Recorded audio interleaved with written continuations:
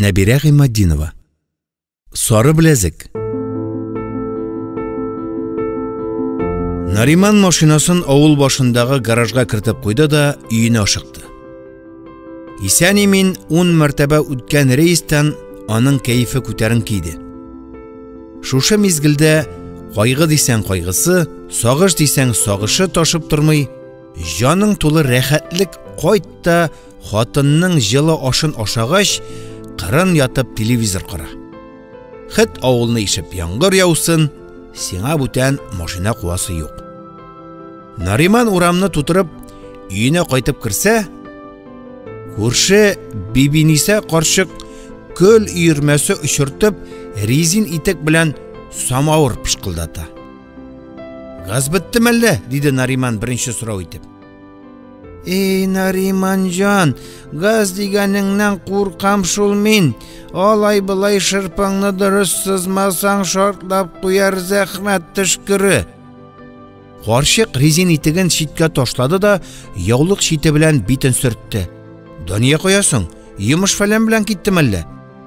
«Кетті бейт ол балам».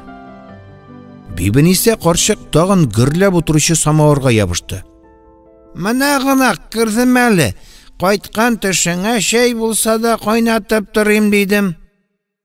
Сабыр қанатлары сынған ир, үй ішінің шықсызлығынан ширқанып, бір қауым дәшмей тұрды. «Шәпшім кетті. Ұлытау башына жетәдір енді. Маштым ғана ерім дегешті, көңілің усаллықта болған. Қиырсытқансың екен». Нариман атыла бәрлі кері гаражға егірді. Ләкин 3-4 адым атларға да үлгірмәді. Нәрсәдір ауырттырып, тын юлын қысып алды. «Қартлық», дейді ол, иламсыраған жанына тілектәшлік білдіріп. Яш шағында тұлпар атларда әлдірткен, шабышларда біріншілікні бермәгән ғайрәтлі ерінің аяқларына да ауыр таш аспансыман ялындырып қына юрталар еді. Ол йөрәген ұшына қысып тұтқандай гаражға кірді. Машинасын қабызды һәм механикны бәрі язып қозғалып кетті.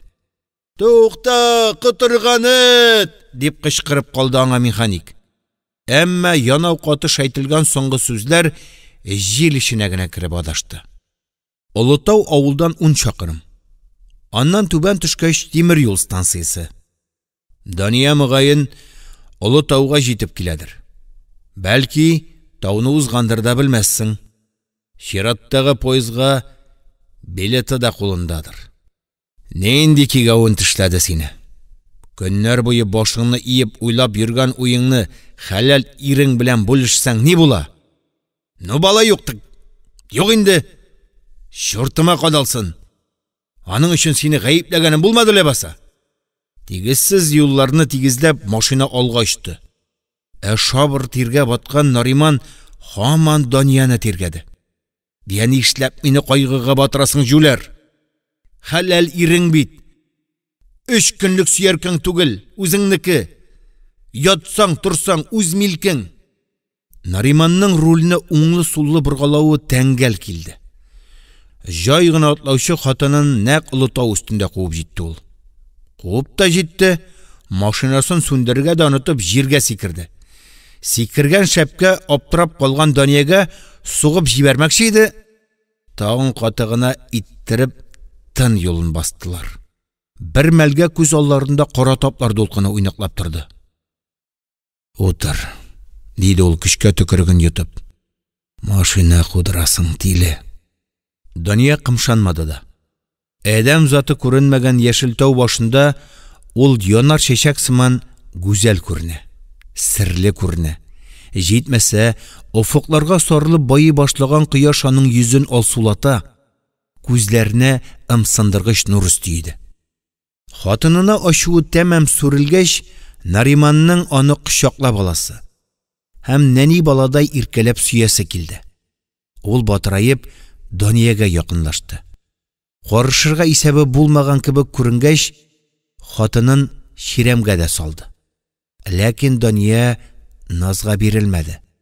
Аны читкә тибәреп, тұрып отырды. Китәм мин, Нариман. Саубуллашмауыма ачуланма. Қоя жүлер. 15 ел ғұмыр иткән еріңні ташлап кімгә? Нариман үздіріп хатынының күзләренә қарады. Дөньяның әле ут чагы, 40-ны тутырып азапланган чагы иде. Яш хатынга өйләнмә, үкенерсең дип төрттірүләрен хәзер генә аңлады Нариман. 40-тан соң хатыннар котыра диләр. Дөрес икән. Мин, Нариман, ир эзләп китмим. Хәер, кем белә? Тапканны берәү дә ташламый. Шаяртасың да ние? Юк, Нариман, шаяртмыйм. Гафу итә алмыйм мин сине. Кинәт Нариман шатлыгыннан үрле-кырлы сикерә язды. Білдім. Сен бір тапқыр соққанны ұнытмағансың. Әлі кеше ирләре һәр көнне туқмай. Оқмақ хатын. Юк, Нариман. Суққаш та ұнытылды ул. Олайса, мен қорталаша ярамыйм. Хақмы? Ир заты нервланып, шерем йолқый башлады. Рәзве ярау-ярамауда эш, Нариман. Жаным сиңа күшкән. Бүтәннәр кирәкме иде миңа? Соң айт инде зинһар, кыйырсыттыммы, нахакка рәнҗеттемме? Урышкан көннәрдә санаулы бит безнең. Нариман кепкасын салып маңгайын сөртте. Болай янып пешеп сөйләшкәне юк иде хатыны белән. Ой-һай тирләтә, мич якканнар диярсең. Нариман, диде Дания. Карашын әллә иренә, әллә байып барган кояшка күчерергә белмичә, яраттым бит мин сине. Шундый яраттым. Әти-әни бөтен туганнар сиңа кияүгә чыгарга җыенганны белгәч, нәгъләт укыдылар. Син бит миннән 10 яшькә олы идең. Бабай кочагына керәсеңме дип дус кызларыма кадәр килде. Мин берсенә дә карамыйча сиңа килдем. Ерактан, шәһәрдән авылыңа кайттым. Нариман, бу дөньяга ике килмәгән кебек. Ике ярата да алмыйбыз. Куш һәм ялган мәхәббәт булды синең. Син тагын бер туып, тагын бер яратыр кеше булып кыландың. Өйләнешү безгә 2 генә ай иде әле. Мин шәһәр кызына авыл табигате шул кадәр ошый. Мин рәхәтләнеп пешән җыям, яфрак кисәм, урман кырлар күреп туймас хәлдә кыланам. Бер кичне синнән яшеренеп кенә күрше хатыннары белән пешәнгә киттем. Хатыннар болында нинди хозурлык диделәр. Куна калдылар. Шалашта бер үзем ятам. Күземә йокы эленми. Сине уйлыйм. Мине югалткандыр. Күрше карчыгына да әйтмәдем. Ялгыз йоклый алмыйдыр дип кайгырам. Кинәт якында гына машина тавышы ишетелгәндәй булды. Мине алырга килгәндер җаным дип, кармалана шалаштан чыктым да фары яктысына таба йөгердем. Каенлык янында тукталган идең син. Ялгыз түгел идең. Нариман, күтәреп диярлек машинадан бәрияне алып төштең дә, көлә-көлә сылу каеннар арасына кереп югалдың. Ах, Нариман, күзләремне чыкып, йөрәгемне тырнап алырдай булдым мин ул чакта. Өзелгән гүл сабагыдай чапкан покос өстенә аудым. Таң атканчы баш күтәрми шыңшып яттым. Җылый алмадым. Җаным ташка әйләнде. Аерылып китәргә ни юл, ни сукмак тапмадым.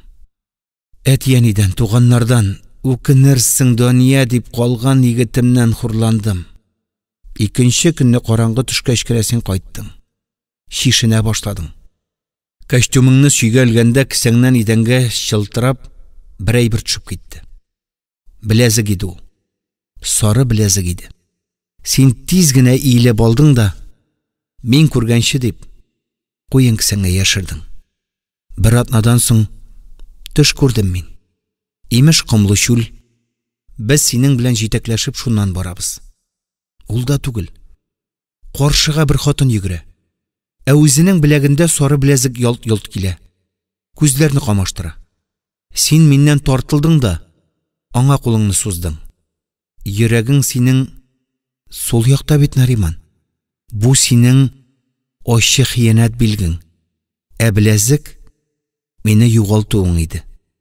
Мин өнемдә дә күрдем ул беләзекне. Бәриядә. Теге бәриядә. Син аны сорасаң да тапмассың. Бәрия күп киде инде андый беләзекләрне. Мин кия алмадым. Нигәдер синең миңа да бүләк итүеңне көттем. Саташып беттем мин ул беләзек белән, Нариман. Нариман эзләп тә сүз тапмады. Көләргә иде исәбе, көлә алмады. Хәер, андый ясалмалыкны үзе дә яратмый иде. Элеккечә дөньясының биленнән кочып, күкрәгенә башын салырга дип омтылып куйды. Ләкин мондый якынлыкны хәзер дөнья түгел, эт тә теләмәс иде. Ул җанын үзгәләп, «Куй, суюган ич» дип куйды. Нариман, барысына да түзгән булыр идем. Авыртуларына да, иңгәнүләренә дә, картлык көнеңдә сукраюларыңа да. Ләкин хыянәтең сары беләзек, теге кайынлык белән бәхетеңнән исергән бәрия ничә җиллар җанымны талады. Дәшмәдем бит. Сине чукып кадап тормадым. Безне бәйләүче җеп шартлап үзелгән иде инде. Ялгап булмый иде. Нариман кадаклангандай урыныннан кузгалмады. Әйтерсеңле әкрен генә тау артына кояш китә. Дөнья китә. Бөтенләйгә китә. Мәңге кире кайтмаска дип икәүләшеп китәләр иде. Ирек Хафизов укыды.